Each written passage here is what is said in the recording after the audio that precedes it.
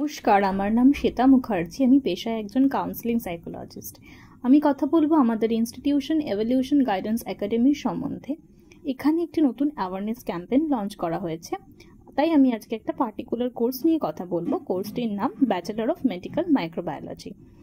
তার আগে বলে দিই, আমাদের এই ইনস্টিটিউশন থেকে বিগত 10 বছরে প্রায় 2 লাখেরও বেশি ছাত্রছাত্রীকে আমরা কাউন্সেলিং করিয়েছি এবং প্লেসমেন্ট পেতে সাহায্য করেছি এবং তাদেরকে উপযুক্ত ভবিষ্যৎ নির্বাচনের দিকেও এগিয়ে দিয়েছি।